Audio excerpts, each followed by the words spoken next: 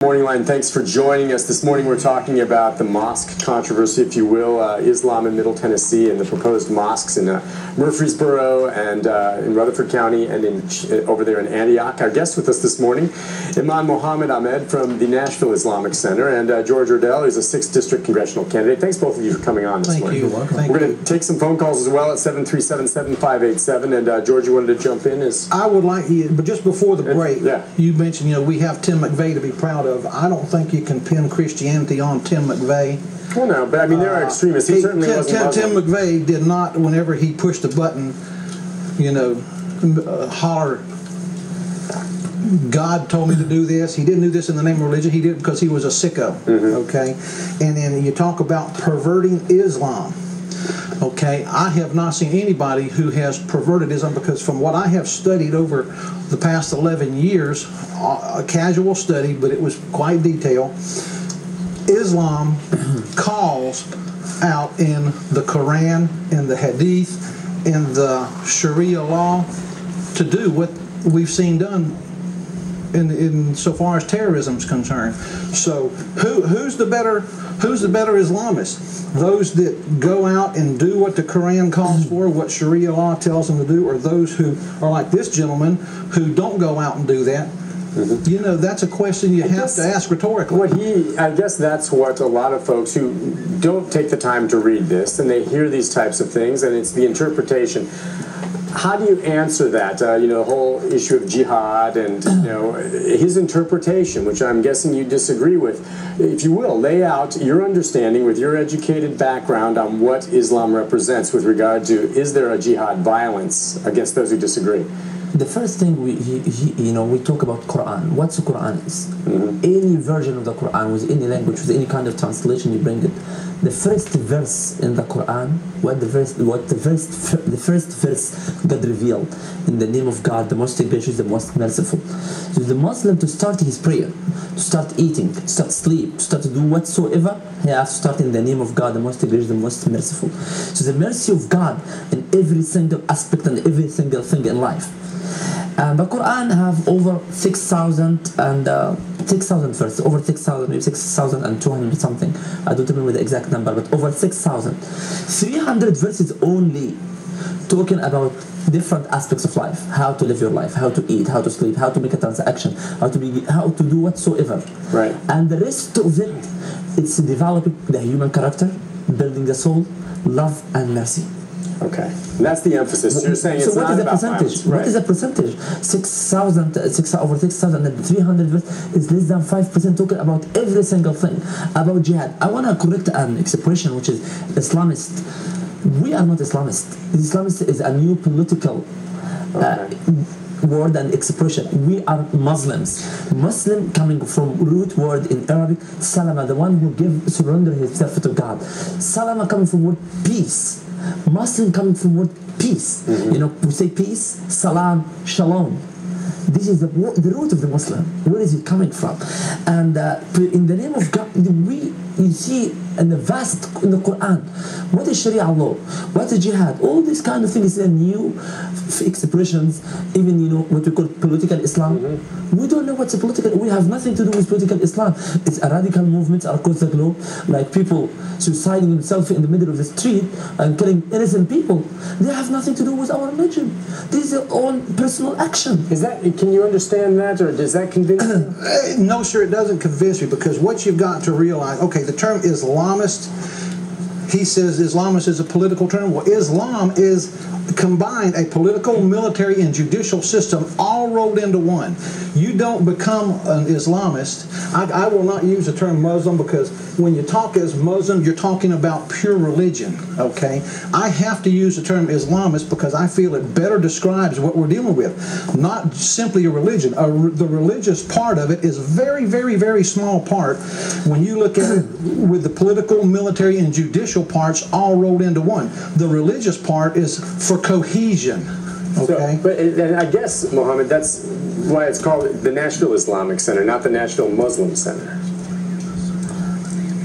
Why? I mean, it's called the Nashville Islamic Center, right? Not the Nashville Muslim Center. Islamist. Okay. They have to distinguish between those two words. Okay. Islamic and the Islamist, and what we call it the new phenomenon we study in political science, what we call it the Islamism. What's the Islamism? Are we dealing with a religion? Are we dealing with a phenomenon? Is something clear or something still evolving? Is a phenomenon taken across the region from the way China all the way down to North Africa, when the Muslim world only, or across the globe? So political Islam, or the political understanding of any religion, will cause violence. Period. That's in my understanding. But we are talking about as a religion. Let's get serious. Let's really get serious. What have people in the community in Murfreesboro or in Nashville, or regular people working, taxi drivers, physicians, engineers, what have to do with what's military? What is the FBI? What is the law enforcement? Military is jihad. Jihad is part of the military segment of Islam. Our understanding. It's all part.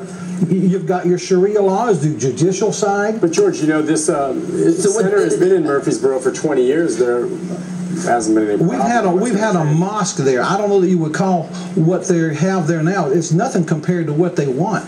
Look, their plans call for soccer fields. Their plans call for 2 swimming pools.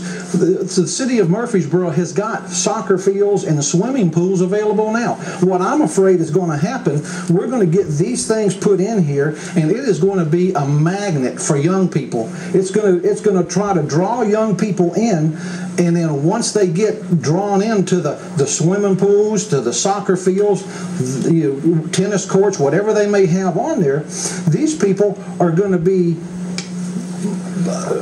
taught that this is the way, okay? And they're going to be brought into Islamism, and let's face it. Have you seen some of the huge Christian church compounds that have been built where they're just gigantic with pools and tennis courts? I have, and let me answer that. I have not seen the first Christian church of any sort that has subscribed to Sharia law or has Sharia law as part of its foundation. Just saying, they have soccer fields and tennis courts. They do, but I think if you look, most of those were built before the city had those. Well, there's some big shiny ones that have just gone up. What were you going to say? So I think you recommend that we shut down YMCA? That's what you recommend because it's a youth minister, Christian minister. Like, what do you think? I'm not. The YMCA has had facilities long before many municipalities have ever had facilities. I was just reading in the preamble of the Constitution, when the father and the founders spoke about this country, about they spoke in order to form more perfect union. Mm-hmm. So their desire was talking about the perfect ideal. Does the Constitution give these people are the right to have their own place of worship or not? Let's be very serious here, because we are standing in a moment of truth right now. This country developed the history of the human rights from the slavery to Obama at the moment. Are we willing to continue leading the human rights struggle across the globe, or are we going to give it up and ban people to practice their own religion? If we were talking about nothing more than a religion, the religious portion of this, if you could take Islam and separate the political, the judicial, and the military part of it, nobody would have a problem. However, you do not see them wanting to separate themselves. There's no way to do that. To try to pull the political, military, and judicial systems out of Islam would be like taking the death, burial, and resurrection of Jesus Christ out of Christianity. You can't do it. It's the foundation of the whole system. Islam is not a political party. Islam is not a religion of Republicans. It's not a religion of Democrats. It's a religion of independents. Islam is a religion of God. Everyone is welcome. Democrats are welcome, Republicans are welcome, so Mr. McCain, so Mr. Obama, so Sarah Palin, everybody is welcome. Okay. That's what we have to understand. You do need to realize, though, the God he's talking about is not the God that I'm talking about. It is not the same God. The God I'm talking about is the God of Abraham, the one that came to earth, died for the remission of everybody's sin. The God he's talking about, Allah, is the moon god of the early pagans. So Allah, absolutely. Let me disagree with you respectfully and nicely. That's absolutely. I have been, in the seminaries. I studied George.